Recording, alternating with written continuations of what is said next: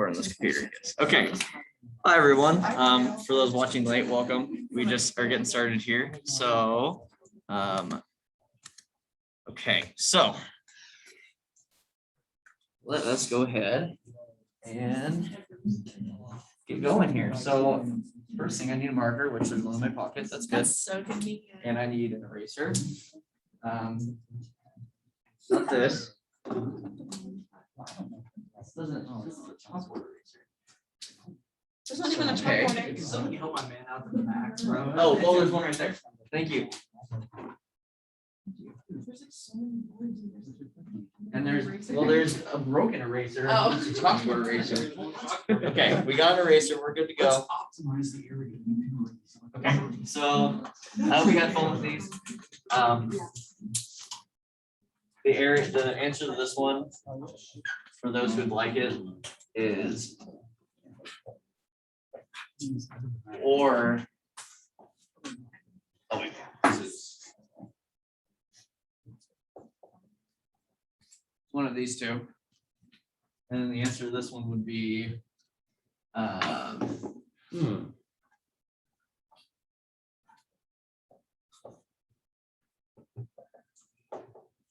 Be that. Okay, so feel free. I gave this both recitations, so these are the answers. If you want to practice through those, as I said, I'm not going to take the time to work through them, but unfortunately, because we want to go through the practice test, that's okay. So, they can pause the video if they need to, and hopefully you guys can count that. Get started here. So we have this first problem, which gives us just a list of values. I probably won't write all those out just for the sake of time. Yeah, there's like 8 of them. Yeah.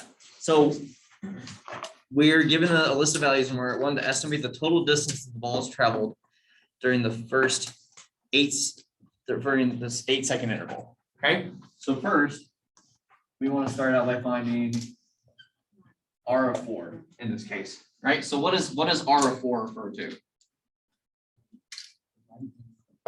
Yes. So we're wanting to use the right endpoints to find this. I'm going to make sure that they can. Yeah, they can see. Great.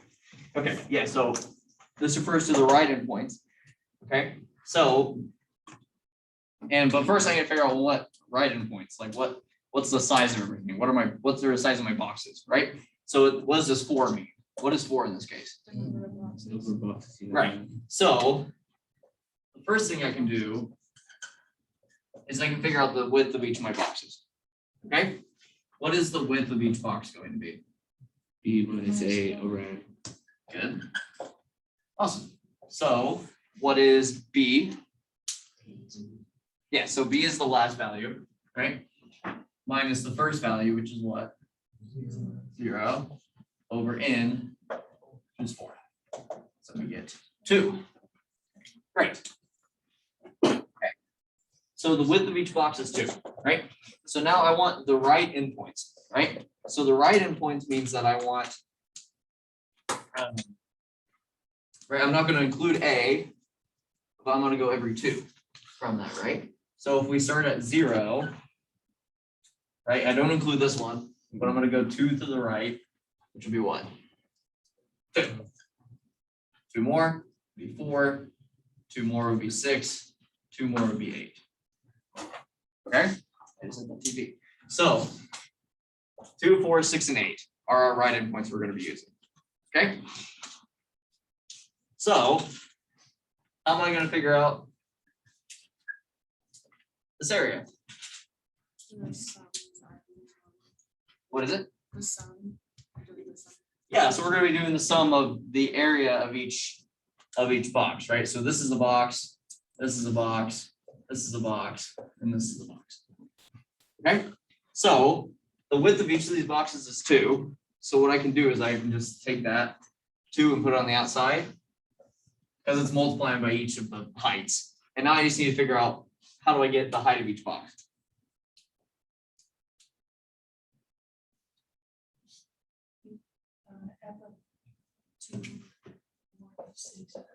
Exactly. So we're going to put all of our right endpoints into the function, essentially in this case, and see what the values are. Okay, so according to our table, what is f of 2? 4. F of 4? 16. F of 6? 64. And F of 8? 256. Okay, great. So now you just evaluate this. Okay, so a little bit of adding to do in here. But nothing too bad. We'll kind of take it step by step. So this 4 plus 16 gives us 20. 20 plus 64 gives us 84. 84 plus 256 gives us, you said 340? Yeah. Yeah, that sounds right. And then 340 times 2. So we get 680. So I'm gonna make sure some chat's there.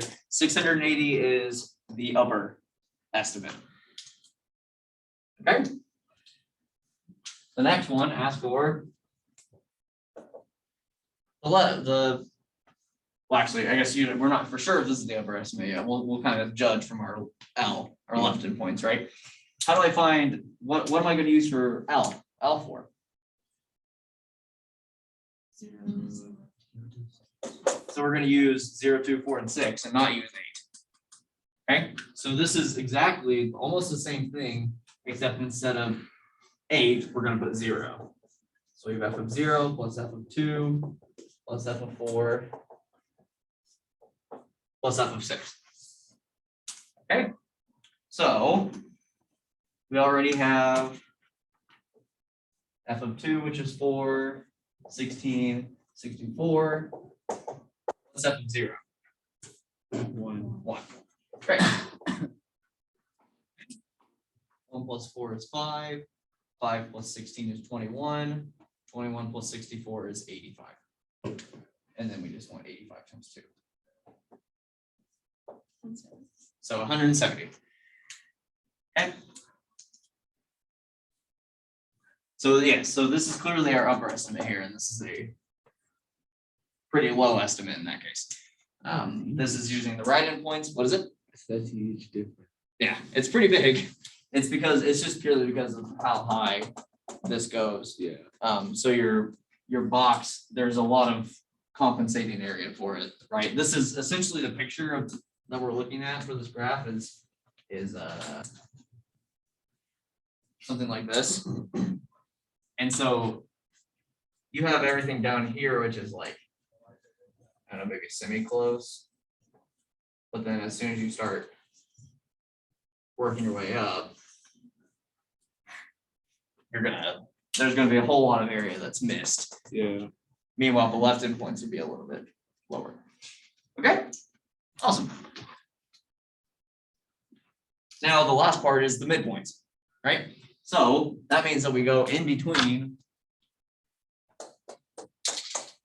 each of the numbers here that I got and pick the one in between, right? So what's halfway in between 0 and 2? 1.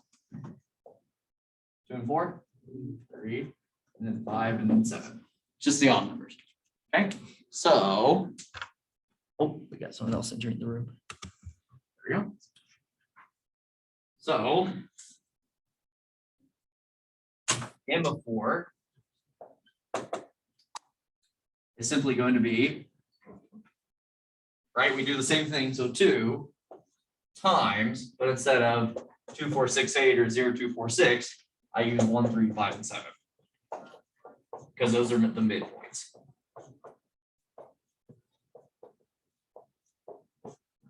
Great. F of 1, 2, F of 3, F of 5, good, and then F of 7. Awesome. Was it? 3 times 170. Oh, that equals 170. Oh, this is? Yeah, because we get 10, 42, 170. Yeah, so 2 times 170. So just double basically what that was. So this is going to be 340.